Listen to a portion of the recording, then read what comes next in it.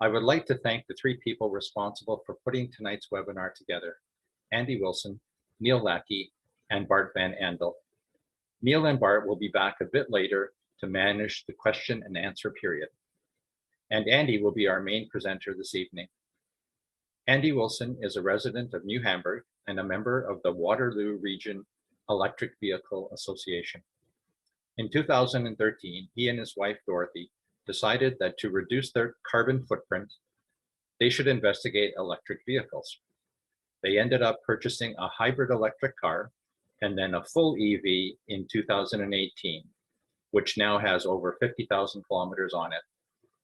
In researching the pros and cons of EVs, Andy encountered many myths and misinformation. As a result, he created this presentation to help others understand the benefits and realities of driving an EV as he sees them. He is not an EV technical expert, but likes to share what he has learned. So, are you ready for an electric vehicle? Well, let's let Andy help us to answer that question. Okay. Thanks, Tom. And I also want to thank Neil and Bart for working with me on this presentation. As Tom said, I did this about a year and a half ago, and it had to be upgraded significantly because of a lot of changes. Neil and Bart and I found a lot of difficulty in deciding exactly what we would include in a 45-minute presentation. There's an awful lot of information. And on top of that, a lot of things are evolving quickly. I hope most of you looked at the 5 questions that came out with your registration and thought about your answers to those questions, because I think they will help you relate to some of the information we're going to present tonight. In the presentation, you'll notice that in many places we have references at the bottom of the screen or on various slides. And those are included, they'll all be included in your references material that gets sent out after the presentation. So you don't need to worry about trying to scribble those things down. Here's my agenda. I'm going to give a short overview of EVs, talk about some terms.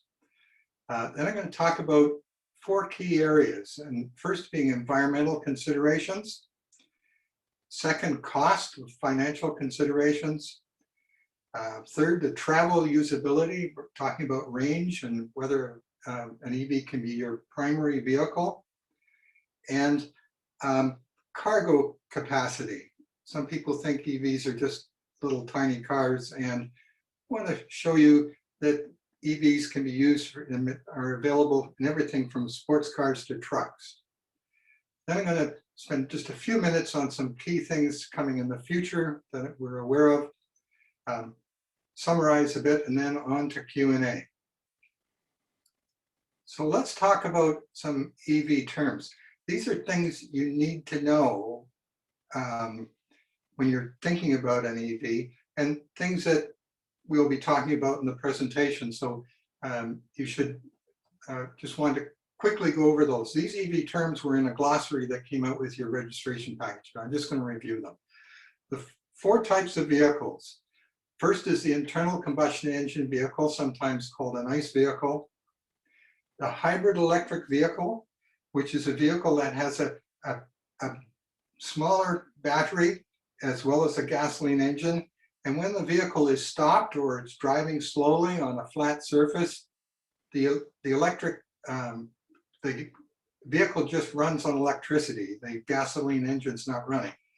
And that's how it reduces your fuel consumption. A plug-in hybrid is very similar to a hybrid, except it's got a bit bigger battery. And you can plug it in the wall and charge your battery that way. And some people use that as their primary vehicle. Then we're going to talk about a battery electric vehicle, which is the fully electric. The second thing I want to talk about, and this is really key, is the kWh. And I'm going to call it a kWh. Its proper name is a kilowatt hour. Everybody stumbles over the word hour. You need to think of the kWh as your EV fuel. That's the thing that your hydro provider sells to you is that kind of number of kWh. Okay. The third thing is there are 3 different types of levels of EV chargers. Level 1 is your standard 120 volt AC household plug. Level 2 is a 240 volt AC plugs like your dryer plug or for an electric stove. And level 3, which we will be talking about in a bit of detail, are the public high-speed DC chargers. And the fourth thing I want to talk about is regenerative braking.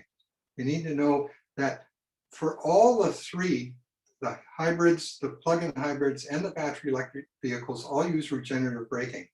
And what that is the car, when you slow the car and take your foot off the accelerator or use the brake, it slows the car by turning the electric motor and uses it as a generator to put electricity back into the battery. And the friction brakes are hardly ever used unless you're trying to stop really quickly. And that's one of the reasons why these kinds of cars have actually better mileage in the city than they do on the highway. So let's have a look at this. And I don't know if you can see my cursor, but it's an EV dashboard is very similar. This is from a 2019 Chevy Bolt. Very similar to an ICE vehicle dashboard. It shows you the range. It shows you what your power is. It shows you your distance. It shows the average usage of your fuel level in this particular case. And I guess that's about it for that slide. Here's your odometer. And here's a picture of a couple of level 2 chargers in people's homes. And this is used to charge electric vehicles. And you can see down here, very much so like a dryer plug. Okay, so why buy an EV? Well, most people, including myself, decided to buy an EV because I was concerned about the environment. And here's a interesting statistic and information that we got from Climate Action Waterloo. And 49% of our of the greenhouse gas emissions in Waterloo region in 2017 were caused by transportation. And electricity, if you're driving an EV, electricity in Ontario is 0 emission sourced for the most part, particularly at night, which is the time when you charge your vehicle, because you drive home, plug it in at night and unplug it in the morning. And you're using the cheapest electricity and you're using 0 emission electricity to charge your car. And if all passenger vehicles in Waterloo region were EVs, we'd be 2/3 of our way to our 2030 emission reduction target. So more about the environment. There's some stuff in the press about talking about EV batteries and their environmental impact. And yes, there are some issues with mining of lithium, cobalt, nickel, and manufacturing of the batteries. And we'll talk a bit about disposal. I'll cover that.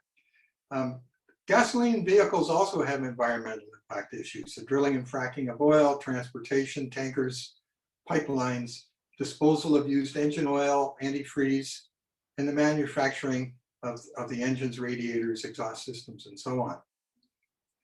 So I guess one thing there was a study done of EVs in Europe, and even with the situation, if there was coal power used for the for generation of electricity, that over the life cycle of the vehicle, an electric will use 50% less, produce less than 50% of the greenhouse gases, including all of the manufacturing and stuff, than an ICE vehicle.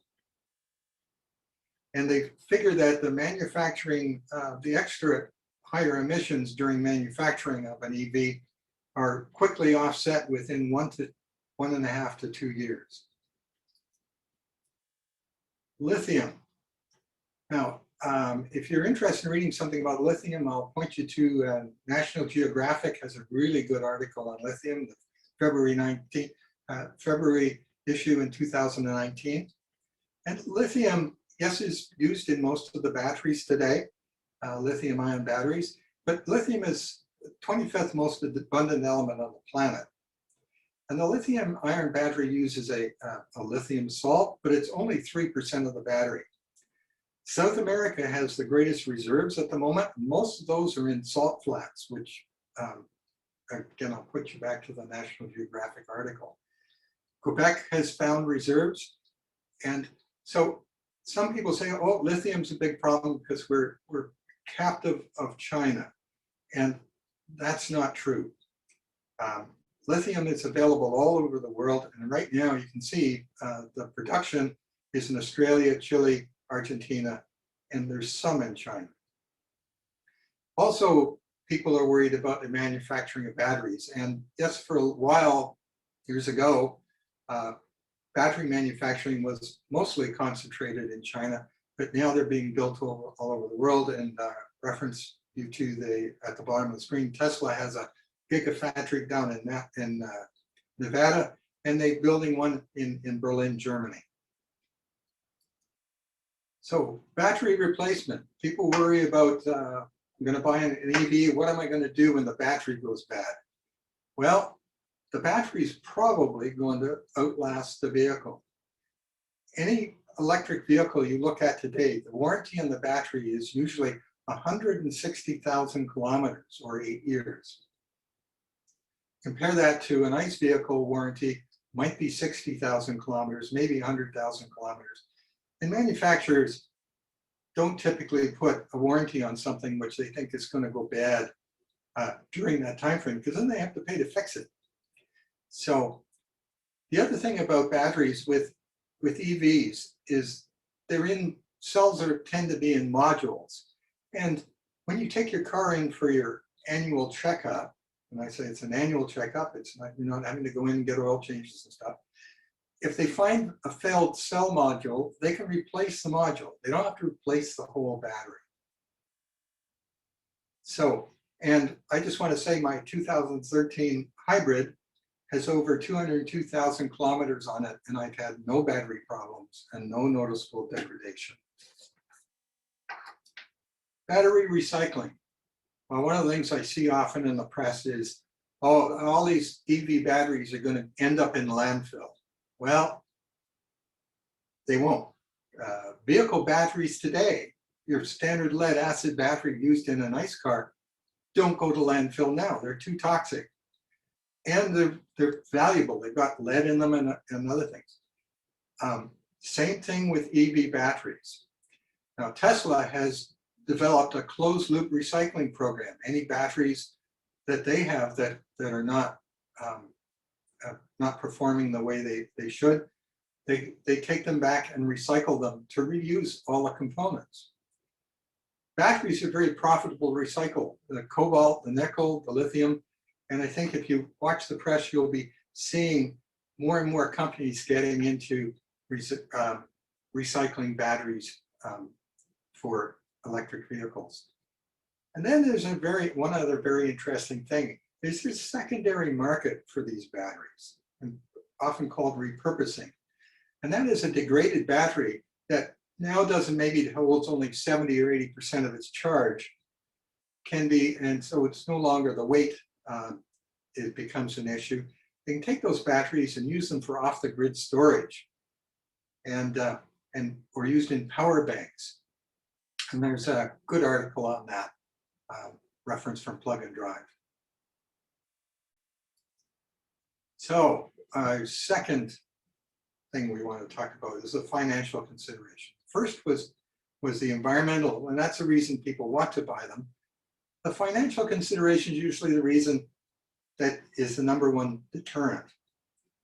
Well, I want to look at the cost of this, and you'll see as I go through this, the key thing I want you to think about is the overall cost of ownership, not just the sticker price. I'm going to talk about battery electric vehicles first, and then I'll talk about the other two kinds. A battery electric vehicle purchase price is today, in many cases, about $10,000 more than an equivalent ICE vehicle. But the battery electric vehicle fuel costs are about 30% of an ICE vehicle. And I'm going to show you how I got that number. And the battery electric vehicle, the maintenance costs are about 50% or less of an ICE vehicle. So if you finance or lease, there's a study done, you can see down below, the total monthly costs between an ICE vehicle and a battery vehicle are very similar for the first 4 or 5 years. But if you keep the vehicle for 6 years or more, the total cost of a battery electric vehicle is less than an ICE vehicle.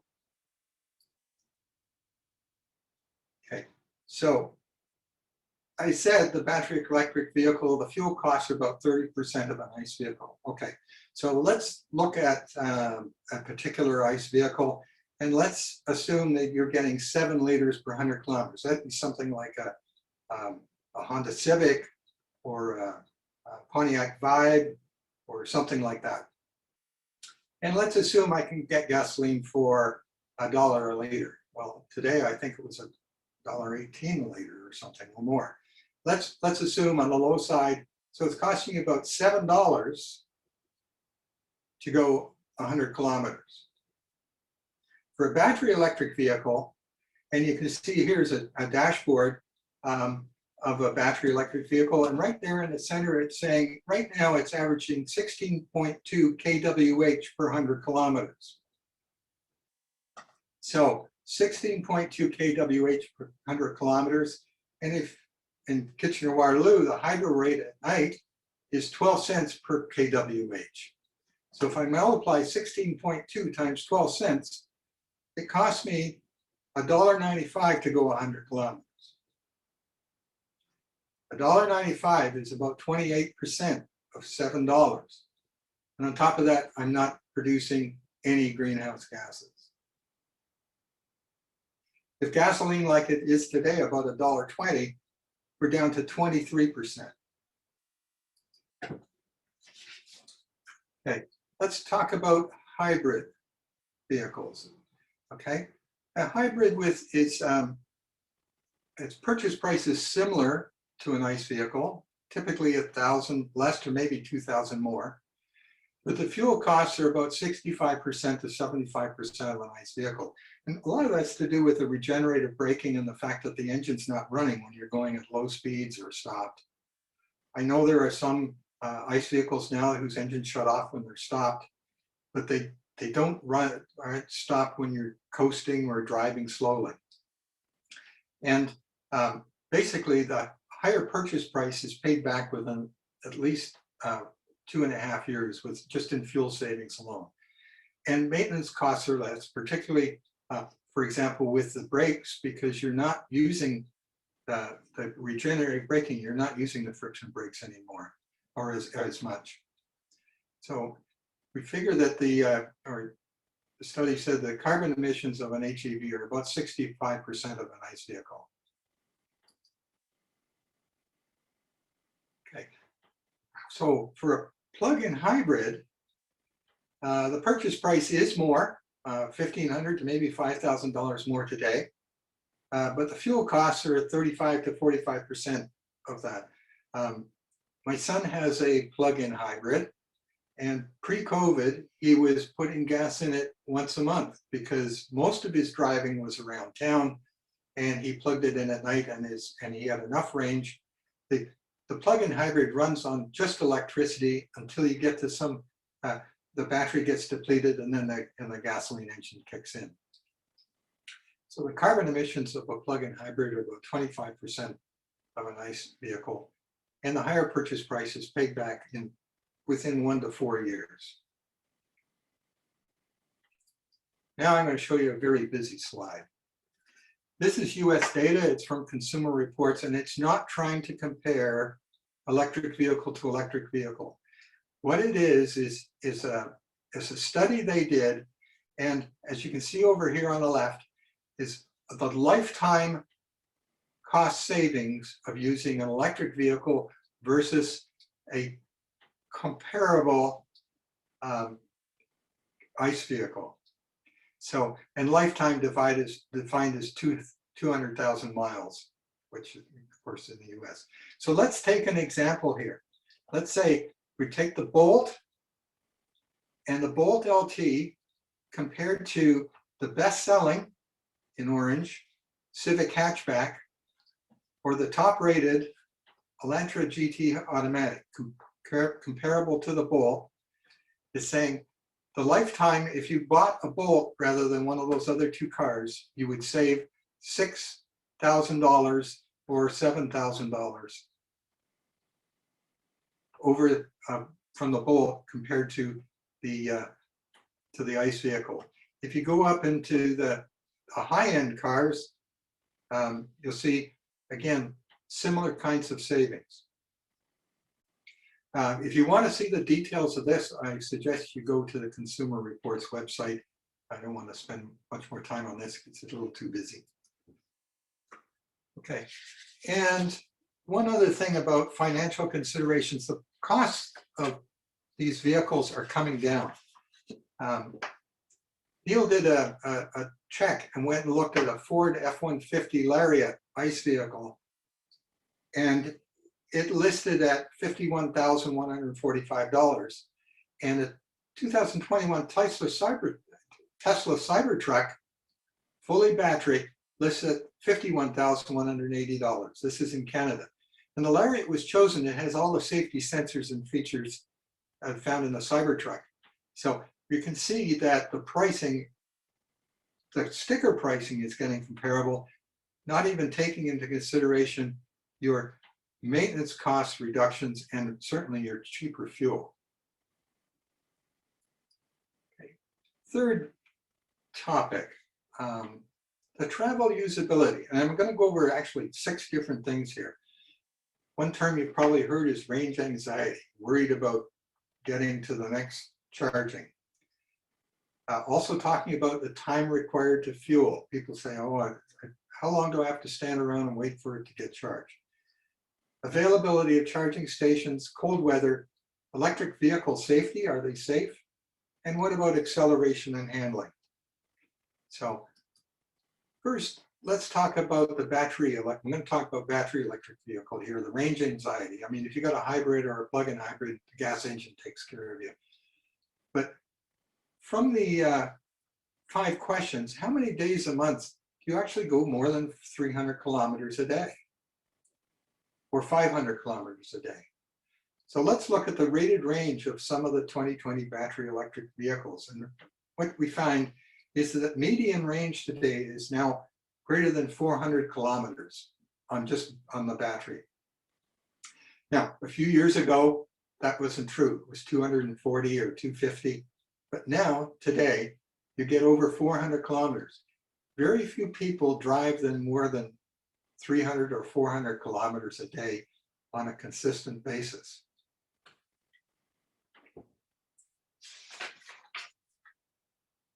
Refueling time. Well, this is one of the things that I really love about my electric battery vehicle. 95% of your charging is done at home at night. So the time, how long does it take to charge? I don't know. I don't care. I plug it in when I get home. I unplug it in the morning and drive away. I don't spend a lot of time standing outside at a gas station, freezing in the cold, trying to fill my gas tank. I actually think that the annual refueling time is greater for ICE vehicles because you're standing at a fuel pump. Now, if you do need public charging because you're going longer distances, there's been a rapid growth in public level 2 and level 3 chargers. And there are apps available for your computer or your smartphones, PlugShare and so on. And what I'm going to do is now show you here is a level 2 car charging at home. I think you saw the charger on the wall. There it is plugged in, and this happens at night. I don't even know how long it takes. I will mention that a charger like that will probably cost you about $1,000 plus or minus to get it installed at your home, either in your garage or even outside. So if I do need to use public chargers, people say, well, there aren't enough of them around. Well, there are lots, really, more and more all the time. You'll see on this screen right here, this is the public chargers that are available in the KW area. The orange ones are level 3 chargers, and I'm going to speak a bit more about those in a minute. And the others are public level 2 chargers. Now, the level 2 is slower, of course, than the level 3, but many of the level 2 are in restaurants or malls or hotels or something like that, where you've gone in for a meal, you know, having the thing plugged in for an hour or two is no big deal. So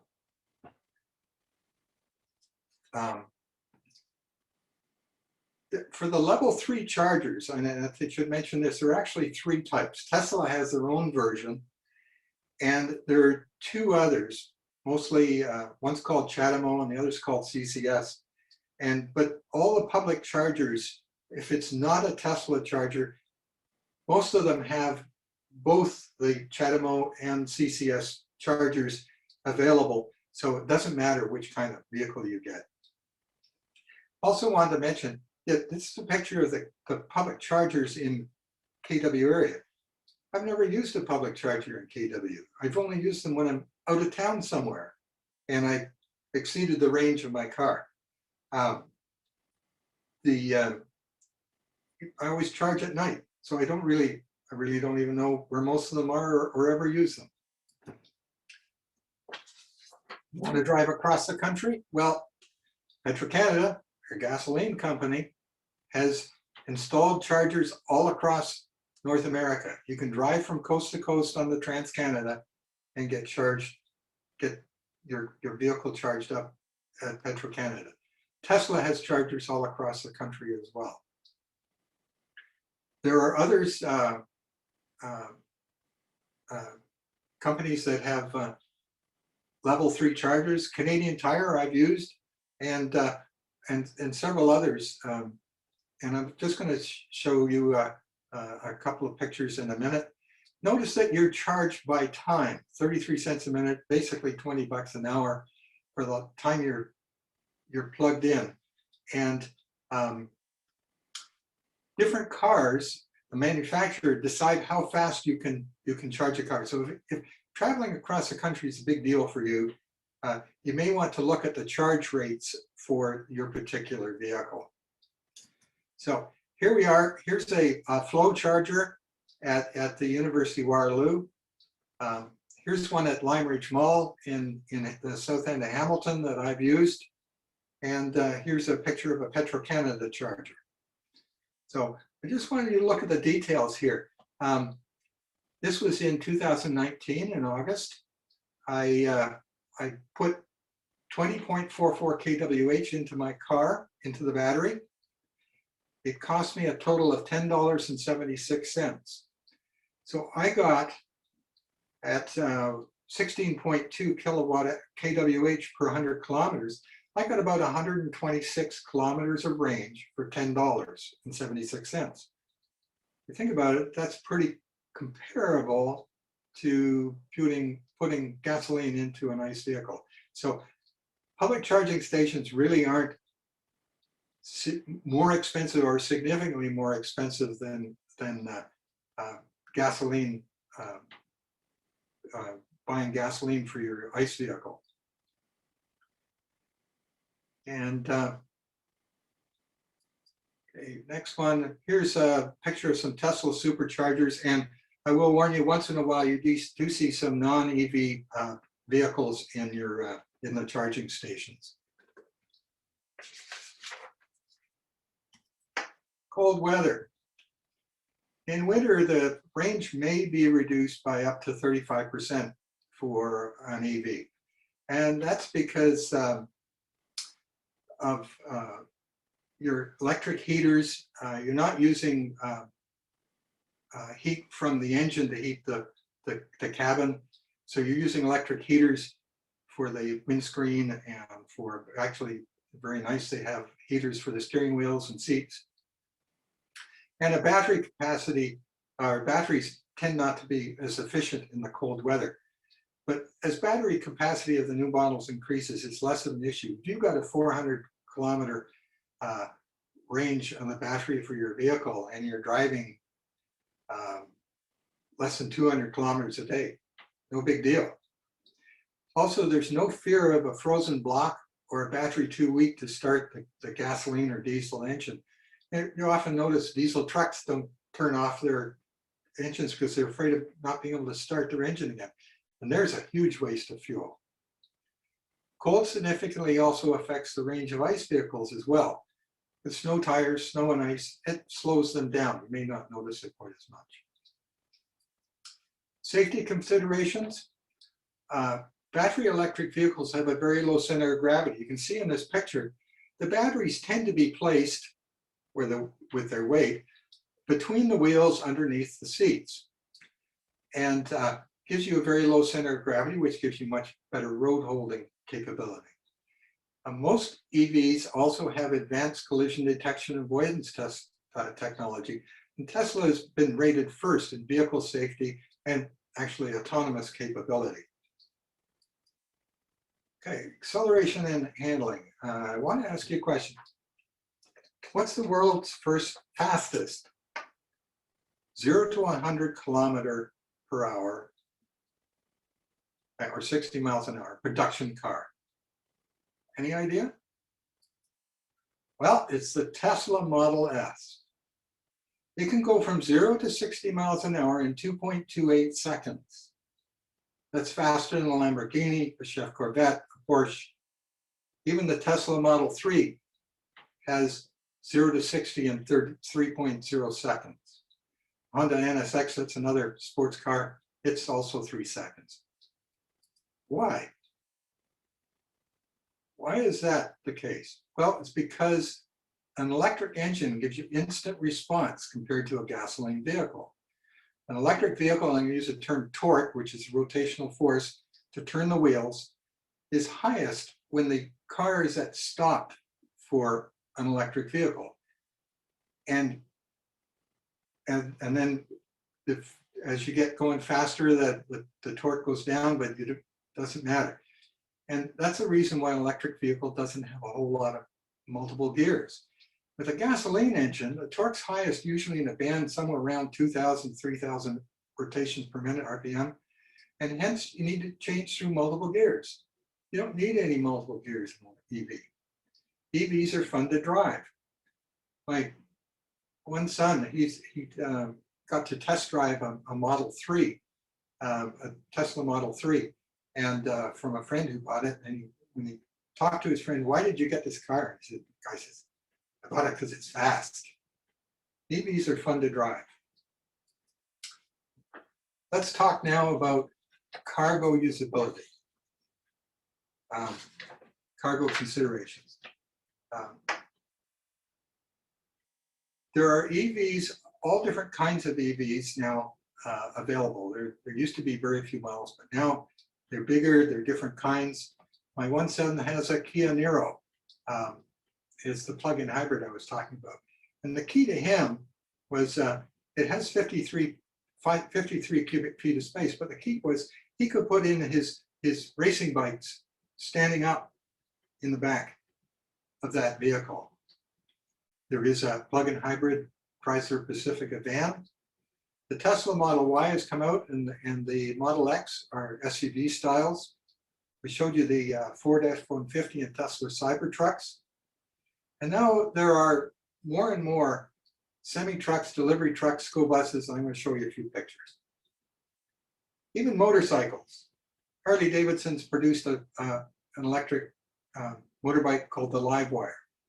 And Sea-Doo has announced that they're going to have electric snowmobiles. There's a vehicle out there really for every need. So let's look at just a few pictures here. Delivery vans, they're ideal for EVs because range is not really a big issue. They're tootling around town delivering packages. And Amazon has ordered 100,000 Rivian delivery vans. The GM Bright Drop was just announced. Like I said, things keep changing quickly. This was announced January 15th in a press release, And GM is going to invest $1 billion at an Ingersoll, at the plant in Ingersoll to produce these vehicles, and should be available late 2021. They'll have a 400-kilometer range.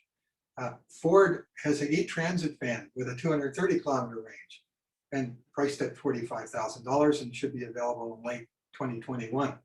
So again, delivery vans ideal for electric. Here's a picture of Tesla Semi. And if you want to see something really kind of spectacular with a semi truck, just do a search on your computer for Tesla Semi video, and you'll see or on YouTube, and you'll see the acceleration of this truck.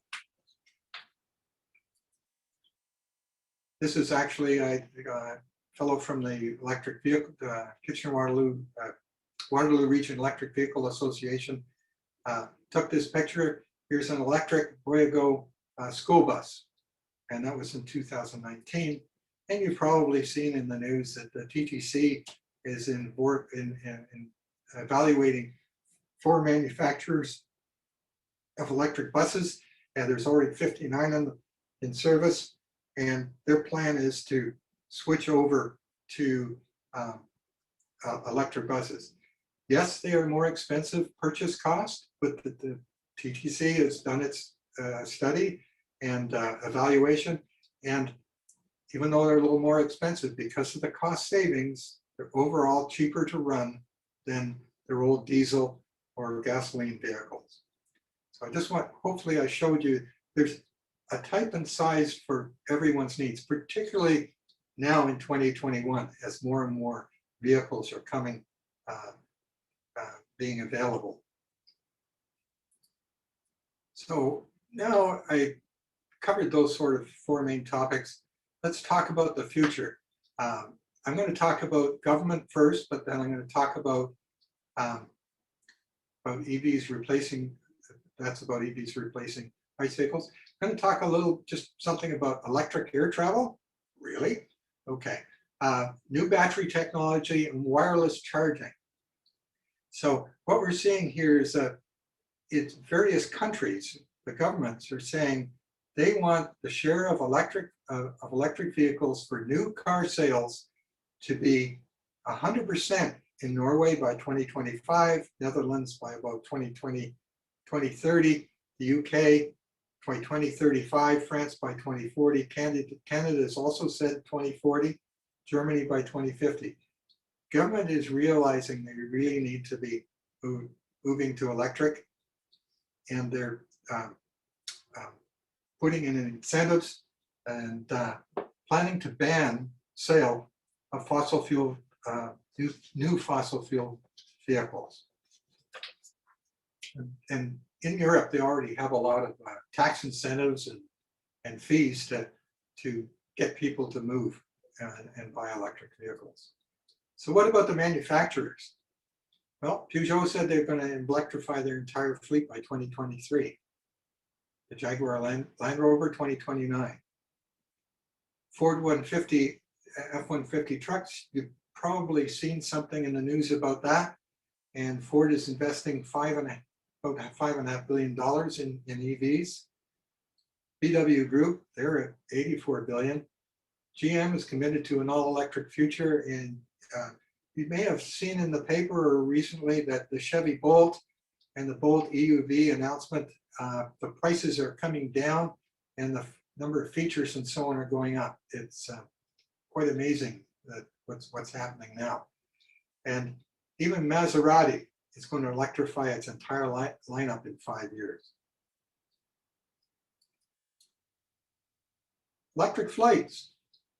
It's actually, the test flight was completed. COVID's kind of put a bit of a damper on it. But Canada's Harbour Air, which flies between Vancouver and Victoria and some of the Gulf Islands, are planned to fit electric engines on its plane. And what they're doing is retrofitting electric engines into de Havilland Twin Otters. And they've already done some test flights. And as I said, because of COVID, they're not doing it so much, but that's their plan. Now, that's not going to happen for long haul, at least not in the predictable future, but certainly it's available for short flights. New battery technology, there's, if you watch some of the technical papers or science magazines, there's significant research effort worldwide to achieve higher, what we'll call energy density. So that's more energy for less weight than used for the current lithium ion type batteries. And stuff's happening in universities and commercial labs, and we should see new battery technology coming in the near future. And I mentioned before that about the level 3 charging speed. They're quickly increasing. When Petro-Canada put in its first chargers, they I can't remember the exact numbers, but the later chargers they put in have much greater ability to deliver more electricity faster than the earlier ones. And it's really up to the car and its ability to take that speed of charge, which determines how quickly you can charge your car. This is one that I wanted to tell you about. This is kind of cool. And that is in Norway's capital of Oslo. They are going to be installing wireless charging systems for their electric taxis. And it's like the wireless charging for a cell phone or Fitbit or something like that. But they're putting charging plates in the road at the taxi ranks in Oslo. And so when the taxi is parked over that charging plate, it gets charged up and it's ready to go. And Oslo, Norway are big into electric, and that by 2023, all the taxis in Oslo will have to be zero emission. So, a summary. Electric vehicle adoption has been hindered by the vehicle manufacturers.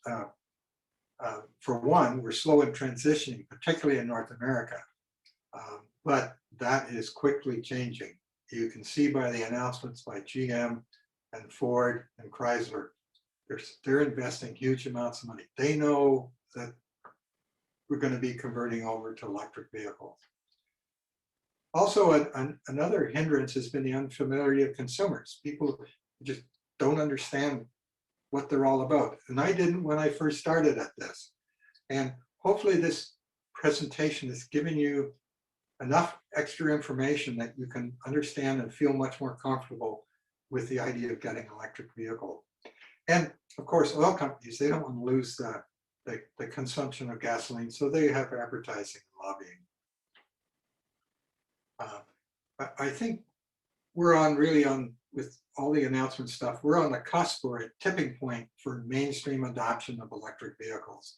And with the switch in presidents in the United States, Joe Biden, he's pushing electrification as well. So what's the benefit of electric vehicles? It's lower cost to you for travel. For your children and grandchildren, cleaner air. That's the environmental stuff. Less risk of water pollution from oil and gas spills. And for the environment, a much smaller carbon footprint. And also, I just want to restate, when you think about the cost, the less costs, think about the total cost of ownership, not having to change your oil, change your filters, etc. Now, should I get a battery electric vehicle, a plug-in hybrid, or a regular hybrid? Well, there was a study by Evans, and they did a lot of checking of which seemed to be best for which type of situation. This is the article's opinion that I'm showing you here, but you really need to decide what's best for you. But if you've got a multi-vehicle household, like us, we've got a plug-in, we've got a hybrid and an EV, and if you've got two vehicles, one of them certainly can be a battery electric vehicle.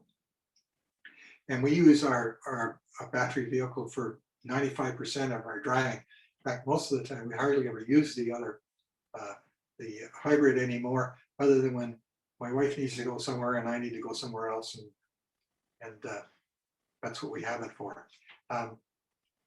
Also, if you in your house you have access to a 240 volt home charger, that's usually reserved for people who are in single family homes or semis or whatever, where they can have a charger, or some of the apartment buildings have them.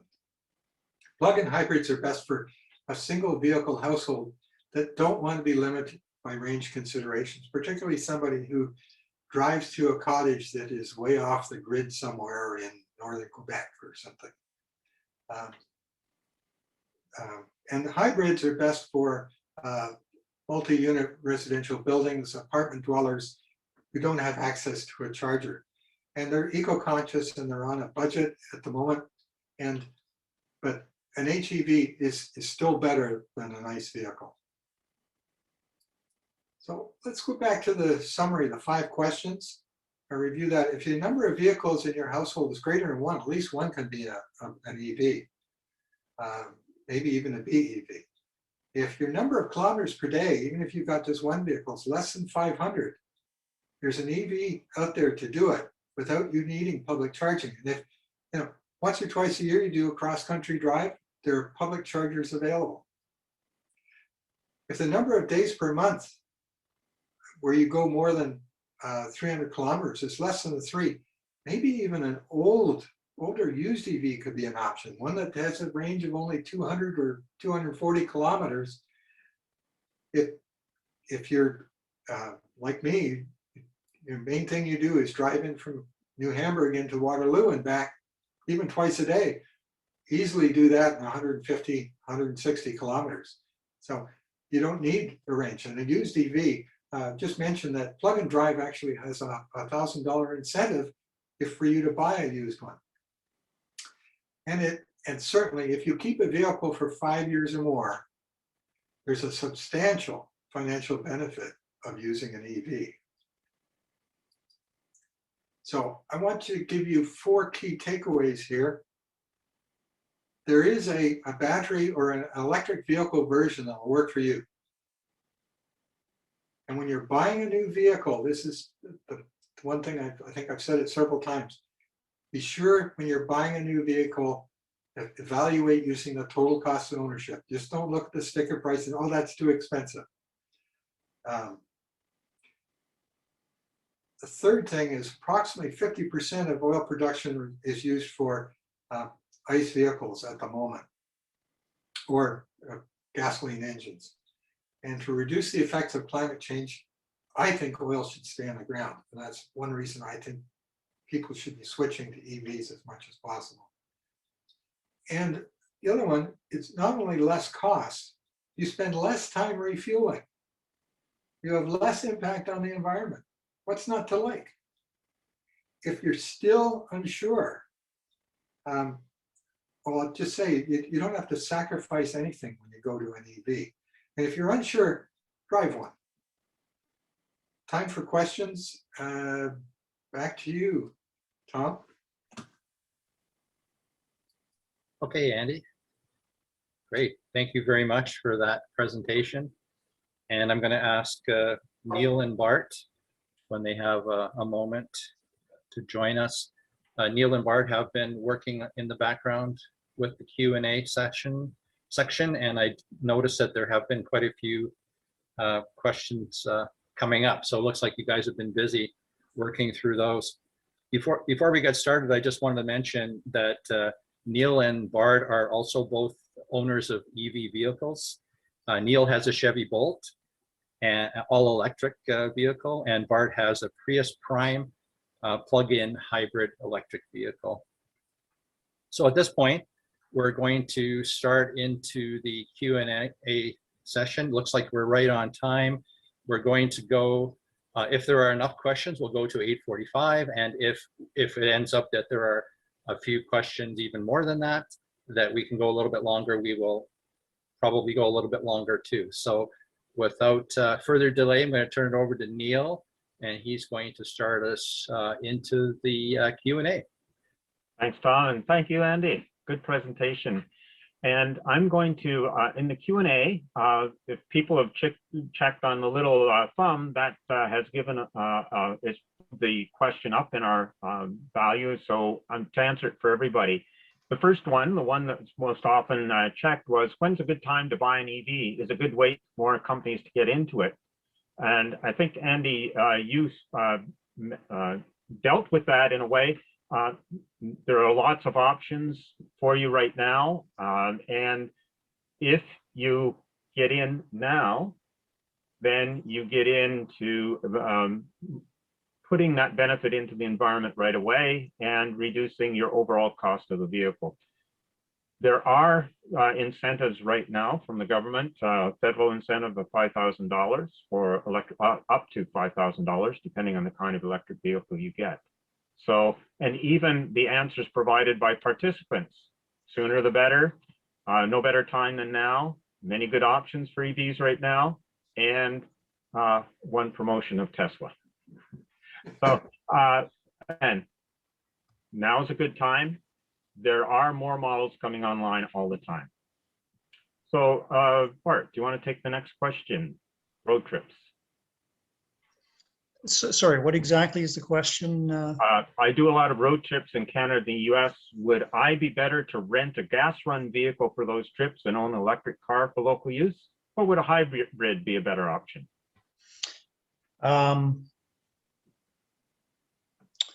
Yeah, well, you know, I guess it depends on how many, on the frequency. If you know, if you're at all concerned, you know, you want to have if you want to have options, a plug-in hybrid will substantially reduce your gasoline costs, your carbon emissions, and still allow you to use gasoline. A number of the battery electric ones now are just keep getting higher and higher ranges. So it kind of depends on, yeah, you could go either way. It really, you might feel a little bit, if you're very cautious, then I'd maybe go with a plug-in hybrid. But there are charging stations popping up all over, and there's just more and more and more all the time. So, like Andy's got wants to jump in. I mentioned the Petro-Canada has some charging stations all across the Trans-Canada, but there are others as well. Certainly, if you get into the U.S. and you're traveling, you said the person said they were traveling a lot in road trips into the U.S. and so on. If they're using the interstates, there's charging stations all along there. If you talk to people at the Waterloo Region Electric Vehicle Association, they've used EVs to go to Florida, California, they just get off the interstate and get charged up. They stop for a coffee or a sandwich, and they use the high-speed chargers, and no big deal. yeah, typically, Andy, I mean, even 400 kilometers, I think most people don't drive 400 kilometers in one stretch, right? And so you often will stop, right? It's time for a bathroom break, you know. Right. So yeah, no, people don't. It's the availability of, you know, stopping for a coffee or whatever. Yeah, people don't do 400 at a stretch. No. Okay, and next question, and again, there was one answer there. If you're concerned about GHG emissions, yes. If you're more concerned about other things, up to you about that trip into the States. So a lot of people have been providing answers to these Q&As in the chat or in the Q&A section. Next one, when charging, is it best to keep it fully charged, or do you let it go down to say 1/4, then charge to full? I read my owner's manual, and it's saying keep it fully charged unless you're going away for an extended period of time, and then you do something different for that.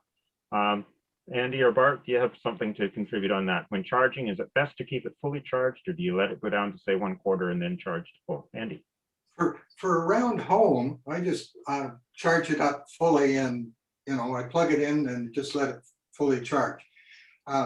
If you're on a road trip and time is an issue, most of these electric cars, once you get up to about 80% charge, the charging rate starts to slow down. You're still paying by the minute, but they start to slow down at about 80%.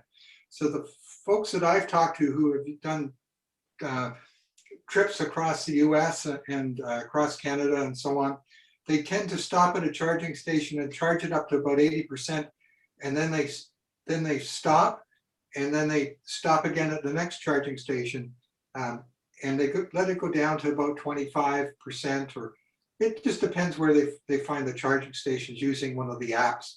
And so it's really, you're sort of in the 25 to 80%, just as if you were in a gas car. You let it go down to a quarter of a tank, and then you maybe fill it up, or maybe give it 85%. Yep. And as far as a plug-in hybrid, which we plug it in every night because it does have a smaller battery. So typically when you go out for a trip, you usually either use up all of the battery or a good piece of the battery. So.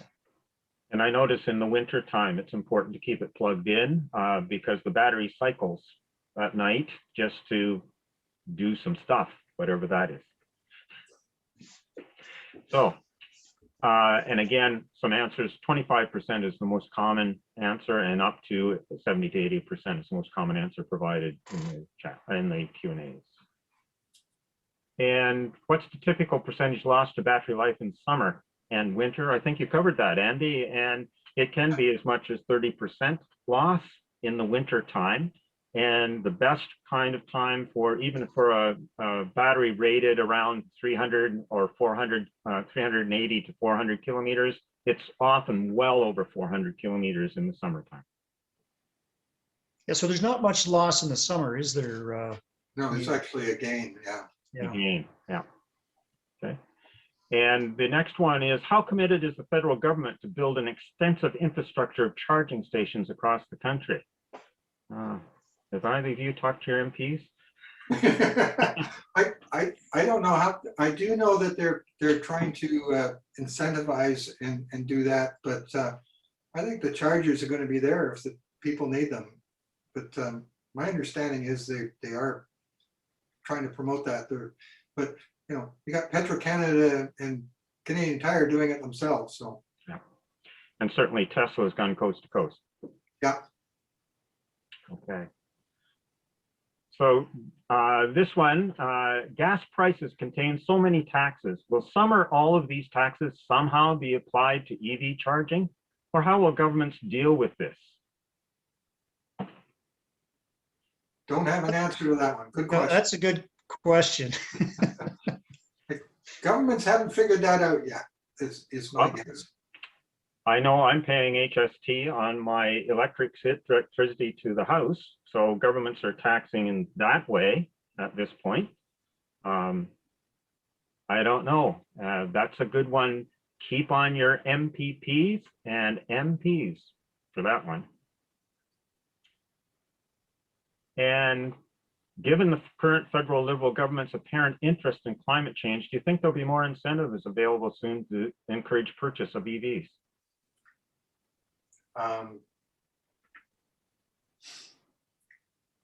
We'll have to wait and see. Right now, the federal government does give you $5,000 if you buy a battery electric vehicle, and it'll give you $2,500 if you get a plug-in hybrid. BloodShare will give you $1,000 if you buy a used battery electric vehicle. So, but I think more importantly, think about your total cost of ownership and how the price parity is coming closer and closer all the time.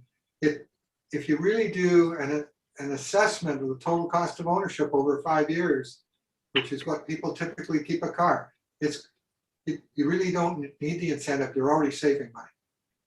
Yeah, I would second that, Andy. And even so, price of cars will be coming down as well too. There'll be a time when the government will probably remove incentives. Yeah.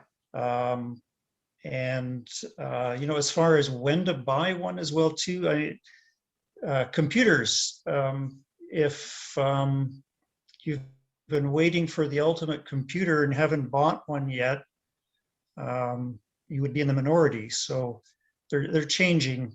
The EVs are changing all the time. There's huge money going into development and improving battery technology. So yeah, they're good now. They're cost effective now with the current incentives. Or so The cost of a battery right now is about a quarter of what it was 7 years ago, and it just keeps going down. It's just like the cost of television.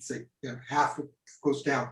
I would suspect the cost of batteries will drop, in half again in the next 2 or 3 years. Next question. And that's a major piece of the cost of an EV. The battery, yeah. Yeah. Next question is, we would like to store our EV for the winter months. Will the battery have sufficient charge to start the car in the spring? My understanding is yes. If you're going to do that, like Neil said, don't leave it fully charged. You leave it about 70 or 80%. But if you think if you've got a flashlight and you put it in the cupboard for the winter, the battery doesn't degrade over that time frame. And I think you'll find the EV battery will be the same. It'll be enough for you to use it. Well, and if you park it where you plug it in, you just plug it in, but I suspect batteries don't, lose that much over that kind of a time frame.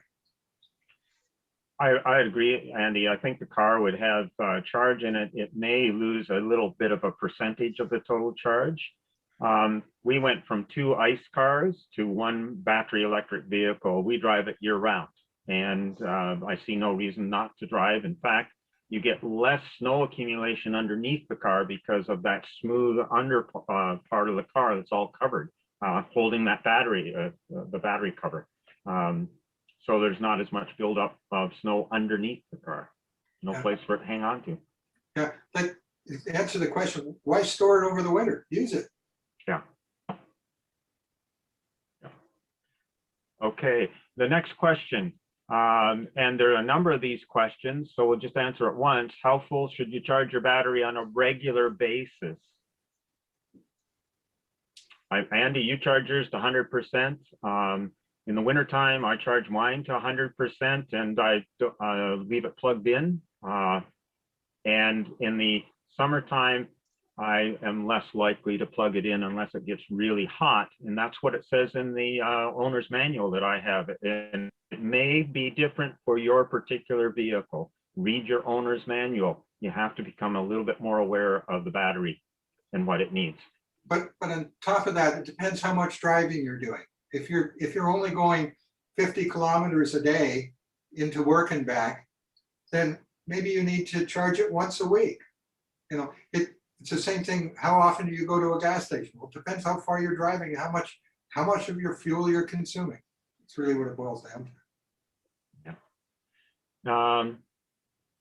How do hybrid or BEVs towing capacity compare to ICE vehicles? Can they tow lighter campers? Some of the early ones, I'll say some of the early ones didn't, but certainly if you get a Tesla Model Y, you can put a trailer hitch on it. It just does affect the range, but we're now looking at things like an F-150 truck coming out this year, and I'm sure it will have a towing capacity. Things are evolving really quickly right now in the last couple of years. And I think towing capacity is going to be unique to the type of vehicle that you purchase. Some vehicles, they will say no towing capacity. It's the same for an ICE vehicle. Don't tow with this vehicle. Other vehicles will say they've got a capacity up to a certain amount. And so if you're looking for towing capacity, what you recommended, Andy, was look at the amount of percentage of car use that you're using to tow. And is it worthwhile to pay that extra money for the capacity that you need and have it sitting there 90% of the time? Or do you borrow a friend's ICE vehicle? They will be around, and used ICE vehicles will be around for towing for many, many, many years.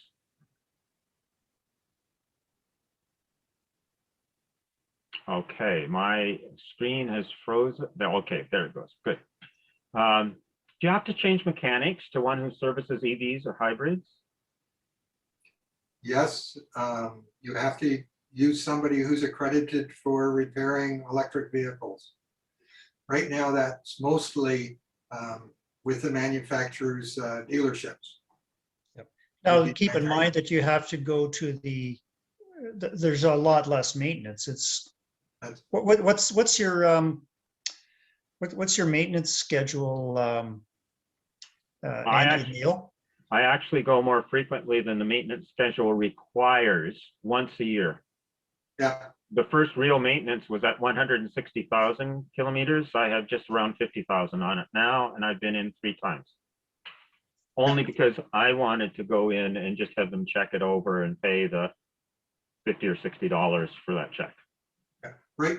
I take mine in once a year, and they do a battery check just to see how the battery's doing. And I usually just have them look over the rest of the car. The other thing I take it in for is to switch my winter to summer tires. But the actual maintenance of the vehicle so far, I think I've spent, after 50,000 kilometers, I think I've spent about $400. And that's just for them to check it over. And I did have one brake service. I'm not really sure I even needed it because I use the regenerative braking. I use the one pedal driving. That's one thing I didn't talk about in the presentation. You can, with most of these EVs now, you can do one pedal driving because the regenerative braking is so efficient. You take your foot off the accelerator pedal, the car will come to a complete stop. You don't need to use the friction brakes at all. Although it's good to use them. Good to use them every once in a while just to keep them a little bit. Oh yeah, that's right. You have to just, that's right. But you don't need to, yeah. But Andy, what your hybrid, you've got what, 200,000 kilometers on your Prius, and when did you change your brakes? Oh gosh, I don't know. I've done it maybe twice now. I've had brake service because with a hybrid, you're using the friction brakes quite a bit, and not as much as a pure ICE vehicle, but yeah, probably similar to an ICE vehicle. But we've got 57 open questions. We've answered 12. So I buy new and run until 350,000 kilometers with gas. Would this work with a BEV? How often would I need to replace the battery?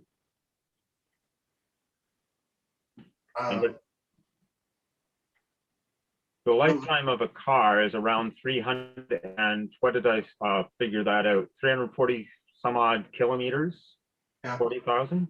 And that's both for an ICE or a battery, an EV.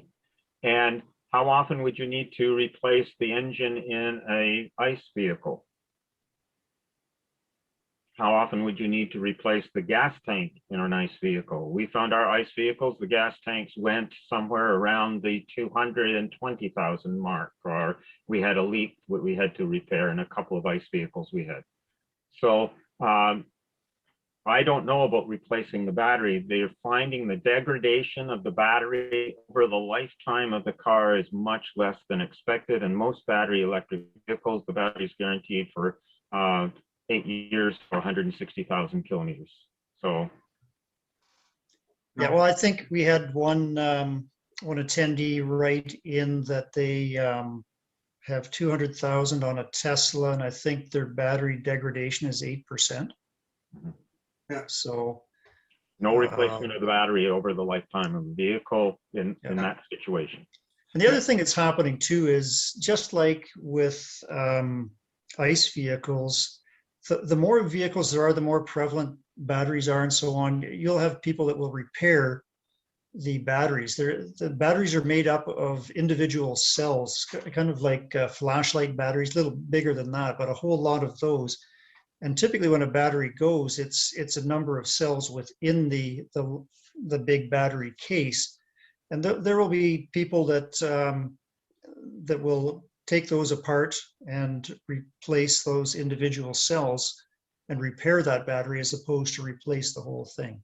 Yeah, So they that's all they just can- changing as we go. Like I was saying, you can replace just a little module of a little block of cells if a particular block has gone bad. They don't have to replace the whole battery. Okay. Oh, this is a really neat question. Getting to and from the cottage is my problem. I have no plug-in option while the vehicle is parked at the cottage. It's actually a 20-minute walk away from the cottage. So a fully electric EV, a 500-kilometer range would be needed for me, including at least 2 to 3 overnights with no charging. I think that's not possible now. Please correct me if I'm wrong. And we have a number of participants chiming in on that, noting that there's a flow station in Wyerton. So you can charge in Wyerton, and the PlugShare, checking out PlugShare, the app that you mentioned, Andy, and it's in the Bruce Peninsula. So again, it's starting up that way. It's not as populated as it is in the southwestern part or Toronto area with charging stations. If somebody has a cottage that's off the grid, they have no charging capability at all. There's often a charger, not in this particular case, it's not that far away.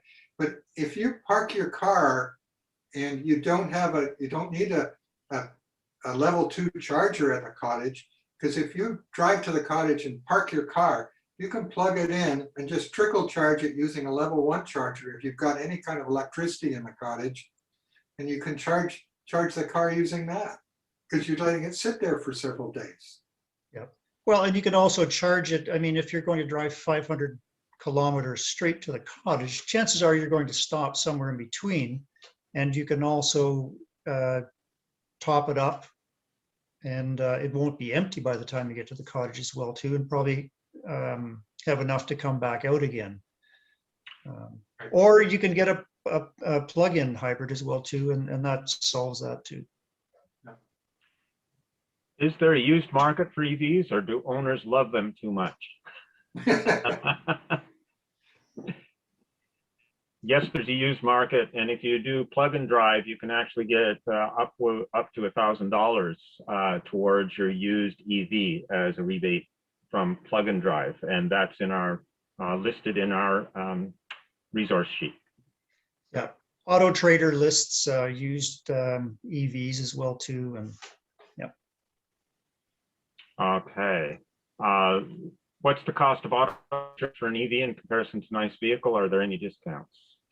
I would just say you have to talk to your insurance before you buy and ask that question. Insurers are, it's a competitive market, but it's a required market too. So talk to your insurer, find out, and ask them why, if there is, that battery underneath your car provides some additional safety to the occupants, especially from side impacts. What's your experience, Neil, for insurance? It's hard to tell you that right now. It's less than our new Toyota was, but we have 2 cars at that point, and we just gone to the 1 car, and when we did that, suddenly the insurance rate went up because we had 1 car. We didn't get the discount for multi-vehicle. Right. If you talk to insurance companies, they charge insurance based upon a whole lot of factors, and it's on the particular make and model, whether those cars tend to get stolen, or they tend to get driven the wrong way, or whatever. They have their own statistics, and that. So Neil's comment, if you're thinking about buying a particular make and model, ask your insurance agent, and from there. Are all EVs, let me reread. Are EVs all-wheel drive? Some are, some aren't. It's a question you have to ask, and some are actually putting a motor in every wheel when they are all-wheel drive. Yeah. You pay a bit more for that. Yeah, there's a good listing of EVs, the Natural Resources Canada, NRCan. I think that'll be in our resource mailing. And so it lists all of the cars, the gas, the ICE cars, the hybrids, the plug-in hybrids, and the battery electrics. And they're grouping the plug-in hybrids and the battery electrics at the very bottom of the list. So, and I believe it lists all-wheel drive for the models there as well too. So that's an easy way to kind of run it down. This is a question that might be of interest to more than have actually checked it. Comparison of the list of possible repairs and costs of those repairs on an EV vehicle versus gas powered. Do repairs have to be handled by the dealership? We've answered that. Does severe temperature affect the battery life? Extreme cold, hot weather temps. I think it affects the efficiency of the battery. Does it affect the life of the battery? There are a few EVs that don't do well in really hot climates because they don't use cooling conditioning of the battery. And I'm aware of a couple that are like that. I'm not going to name them because that's not my job to do that. But you know, if you're going to have your EV in Arizona, then maybe that's something you need to check out. But for the most part, no. Making sure your battery is somehow cooled or heated for the particular climate that you want to drive it in. That's right. Yeah, but I think that is a feature though, isn't that, with a number of cars? And I think more of them are doing that, having a particular battery Battery conditioning cooling system. Yes, most of them do. There are Yeah. a few. There are a few that use liquid. Most of them use liquid cooling. There are a few that use air cooling. Air cooling doesn't work well in a really hot climate. Right. Okay. And possible repairs, just to know that EVs have many less parts than ICE vehicles, and therefore the repairs, the cost of repairs, if you look at the number of parts that could go wrong, there are fewer on the EV to go wrong. You still have the wheels and the brakes that you're going to have to service, and the tires and all of that that are the same. But you don't have a radiator, you don't have a cooling system, you don't have oil changes, you don't have air filters, you don't have any of that kind of stuff. No catalytic converters. Okay. So there are a number of questions here, and I'm just rolling through them.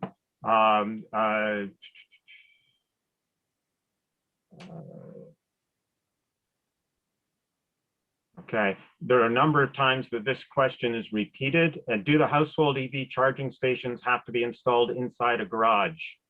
And the answer to that is a clear look at what the charger says. There are some that must be installed inside, and there are many that can that are weatherproof and can be outside or inside installed. And there are even others that you can just plug in. The two we showed were plug-ins, so you can unplug them and take them with you and plug them back in where you've got a 240-volt service. I have a friend who lives in a house without a garage. He has an electric vehicle, and he has his charger on the side wall of his house near where he parks the car, and he just plugs it in. Everything, it works fine. But as Neil said, you make sure your particular charger will do that. Yeah. One of the Q&As is a comment, and this relates to another question that we commented on. And I put over 200,000 kilometers on my first EV over 7 years, and the range dropped less than 8% over that time. Same battery, 7 years later, less than 8% degradation. 200,000 kilometers traveled. Well, like they say, they give you a warranty of 160,000.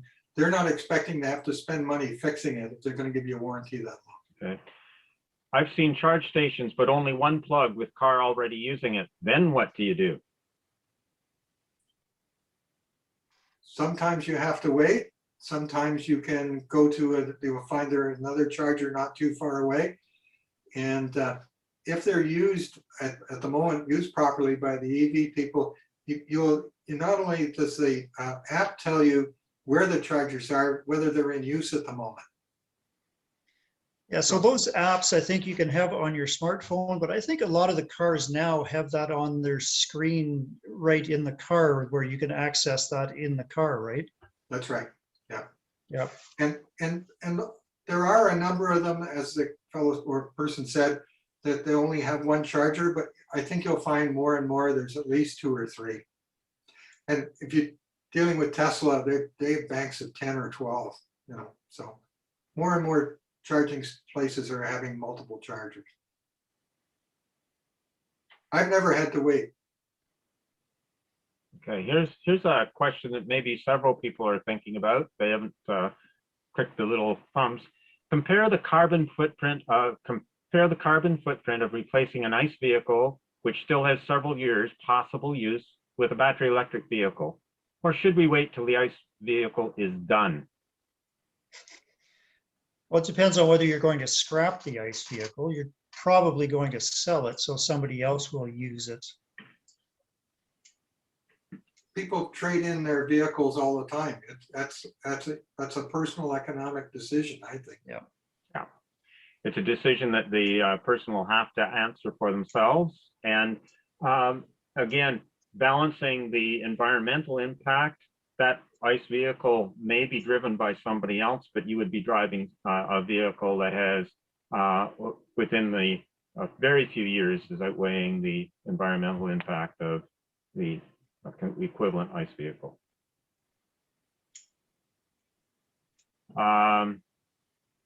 Okay, I've got to do that.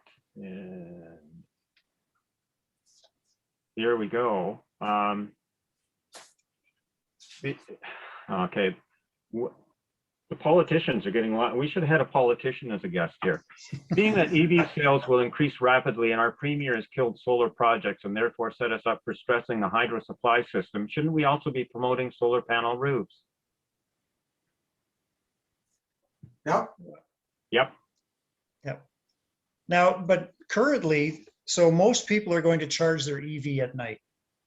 My understanding is that currently, and I think it's 7 at night till 7 in the morning is the lowest rate. My understanding is that we almost give away quite a bit of hydro at night to Michigan and New York. So really, a lot of this charging is going to happen at night, and we're really going to be soaking up power that we're almost giving away at this point in time. It's being sold very, very cheaply. And that's because during the day, industry and so on is using huge amounts of power. Most of them shut down at night. And then so we've got all this surplus, what they call base load, which is electricity that is being generated by hydro dams or nuclear, and you can't just sort of turn it on and off. So it's being generated, so it ends up getting thrown away or sold very cheaply, as Bart says. And if you're charging at night, you're doing everybody a favor and using base load, like I said, zero emission source. So guys, we come to, my clock says it's 8:48, and that was a wind up time, I think. Have we gone past? I forgot to look at my watch till now. No, we don't have an official wind up time. So if you guys are of course, people that would like to get on with their life can disconnect from the webinar at any time. But are there still some questions left that would be manageable to handle in the next, say, 10 minutes?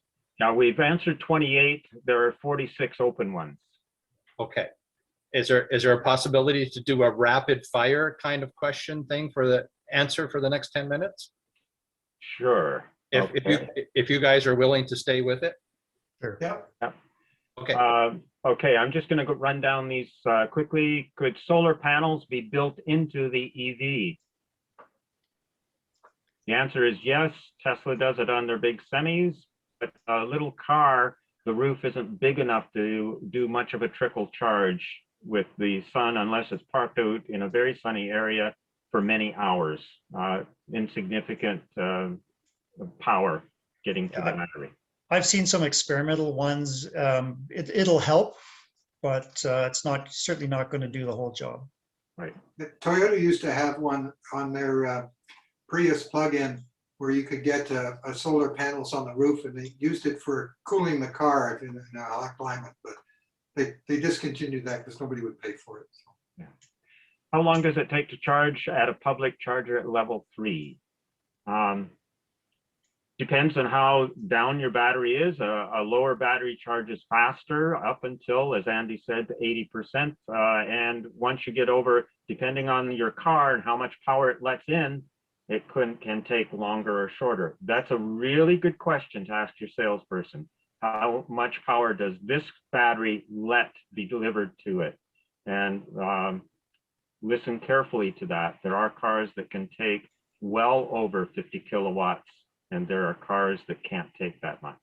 Usually the 50 kilowatt is you want at least 50 kilowatts to be able to be delivered. And What time frame is that? Is that in an hour, Neil? No,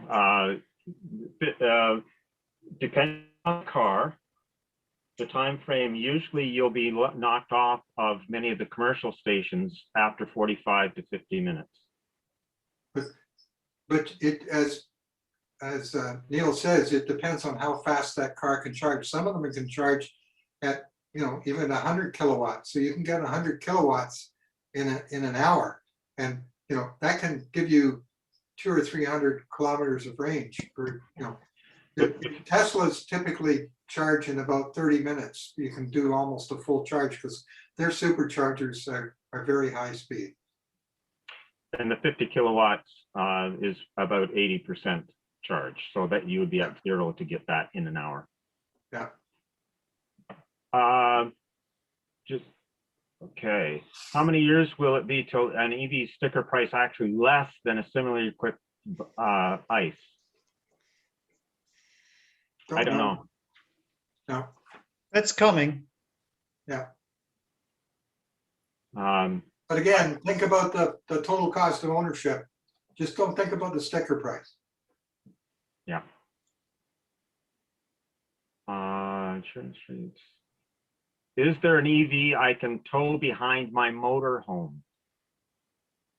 As for an ICE vehicle, it depends on how many drive wheels you have. If you have the 2 front wheel drives, you'll need a car dolly to do that, same as you would for an ICE vehicle with front wheel drive. Yeah. So Check the with answer the is, vehicle. Yeah. yeah. Okay. Would you say that the resale value or trade-in value is better with an EV compared to an ICE vehicle? That's a hard question to answer right now. It really depends on which vehicle you're trying to trade in. If you're trading in an older one that doesn't have a very big battery, you're going to get a lot less trade-in value than if you've got one with a bigger battery. And and it's also the ratings that you see from Consumer Reports and so on, that how reliable the other parts of the vehicle are. Do the doors fall off? Does it leak? All those kinds of things that have nothing to do with the drivetrain. And pretty soon, with the government moving to all new vehicles being electric, there are going to be many more used EVs to choose from. Yeah.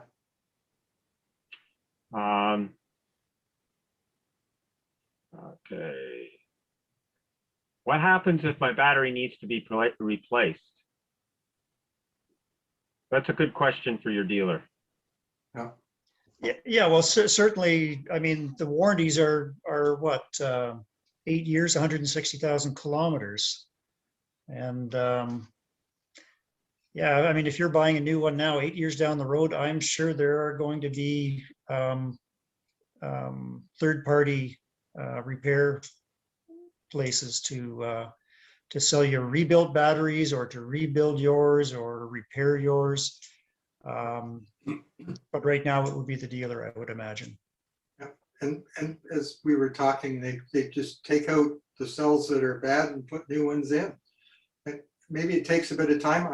I really don't know the amount of work involved, but I think they're accessible, just like with a nice vehicle. If you have to have your engine replaced, they can unbolt it and put a new one in. I think in general, the batteries seem to be a lot more durable than what people had originally thought they were going to be. That's right. So it may not be as big a concern as people think. No. Okay. This is a question from downtown Toronto, an old neighborhood and park on the street with city permit. We have no driveway or garage. This is why we've owned a hybrid vehicle for the past 10 years. We're on our second one now. What can people who live in the inner city with nowhere to plug in do? We'd prefer to own a fully electric EV, but can't imagine having to go somewhere every night to plug in. One of the things that we did in our backyard was to put a post in the ground and have an electrician string a wire out to it and then a plug on the end of it. That wasn't for an EV, but I'm pretty sure you can string 240-volt line out to a place and have a locked cabinet on that you would plug in. It would have to go or get the city permission to build on the boulevard, or pressure your counselor to get EV plugs put in where you have no garages. That's a political question. Yeah, it's certainly a challenge for people in that situation. Yeah, it depends on who owns the property, right? Is it city property? Is it, say, an apartment building? If you're renting, it would be the owner of the building and so on. So, yeah. There was legislation in the books a while back to, when they put up new multi-unit residential buildings, that they were supposed to put in enough charging stations for at least 10% of the cars. I think the current government removed that out of the building code, but it used to be there. So more and more apartments are going to start having charging stations in their undergrounds and so on. Will all battery electric vehicles, all BEVs, accept both 120 and 220 charging? As far as I know, yes. Yep. But the 120 is going to take a long time. That's really a trickle charge. Our daughter has a van which is only built. It does not take a DC charger, the fast charging, and when she loves coming to our place and plugging in because it's charged up in such a short time compared to her 120 volt at home. But my son has as I said, a plug-in hybrid, and he just uses a 120. It's plenty for getting his, he gets, I think, 50 or 60 kilometers of range, and he just plugs it into a standard socket in his garage. Yep, that's what we do as well too. I think it takes 5.5 hours, but I mean, how long do you sleep? Who's a good local solar panel company? Not one. That's not a question we're prepared to answer. No idea. Yeah. Where do I find info on converting a vehicle to EV? I saw a great Ranger that had a logo like the Intel inside, but it said electric inside. Would you like info about conversions? I'm aware of the place there's something, read something about a company in California doing that, but I'm not aware of anything local. That might be a question to go to the Revo website, right? Check out guys Revo. may know. They have a lot of knowledge, those guys. Yeah, Waterloo Region Electric Vehicle Association. Yeah. How does winter temperature affect battery use and EV range? I think we've answered that. Yeah. Are gravel roads and dusty environments detrimental to EVs? Less so than to ICE cars because you don't have those, well, I suppose the liquid cooling for the battery may have some kind of there's no radiator with that either. No.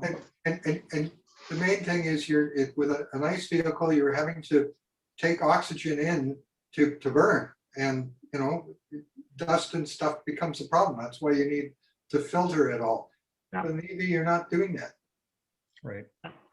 Okay. Neil, maybe we can squeeze one more question in, Neil. Okay. The if the EV is left on charge, can it overcharge and blow up if left on for a long time? No, Nope, they don't sell ones like that. no, the car has built-in regulators to, once it's charged, it shuts itself off. And you like can set the timing when you want it to charge, right? You can pick whatever time, 8 o'clock at night, charge it or whatever.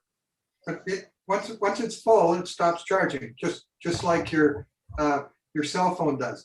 And you can also set your charge thing to say, I only want to charge it to 80%, or only want to charge it to 90%. All the vehicles have those kinds of flexibility. Right. Okay. Okay, guys, great. Thank you very much for guiding us through that Q&A. If you had submitted a question and unfortunately we didn't get it tonight, I would suggest in 2 or 3 days when you receive the email from us, there will be contact information for Andy, and you will be able to forward your question on to Andy, and hopefully he'll be able to get back to you and try to answer that question. So just to kind of be able to answer them. There's one important one, and I just this was in the chat, and I didn't see it till just now. Okay. And it's about some vehicles having battery fires. And we did some research on that, and what we found was the battery fires in electric vehicles are very, very seldom, and ICE vehicles are very common to have fires. It's just they get reported, right? Yeah. They're reported right now, and so the reporters focus on that. But who sees the ICE vehicles in over the 100,000 per year ICE vehicle fires? Battery electric fires under 100 in a year. Okay, thanks, Neil, for pointing that out. So just to bring the webinar to a closure tonight, I want to again mention one more time that everybody who registered will be receiving an email in 2 to 3 days. When you exit out of the webinar tonight, you'll also get a feedback survey that will pop up, and if you can answer those questions for us, that would be wonderful. So you will receive that link, a link to the webinar. So if you want to watch it again or pass it on to someone, that will be coming your way in a few days. As I said, the contact information for Andy, the resource, we've mentioned a few times that there's a resource document that you'll be receiving with links to a number of the documents we've been referring to tonight, or websites, etc. So that'll be coming along your way too.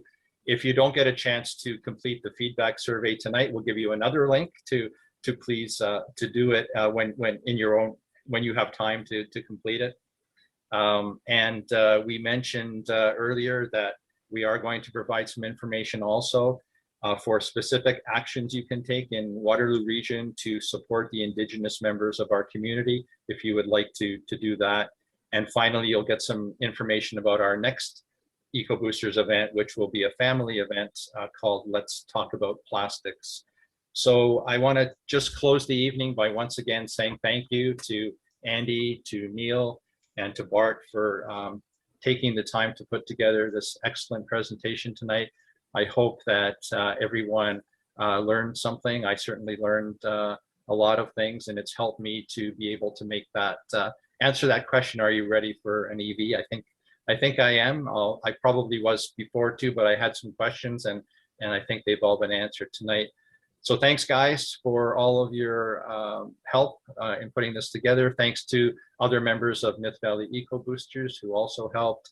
Thanks to everybody out there for participating tonight right across Canada. And I hope you learned a little bit more about EVs tonight.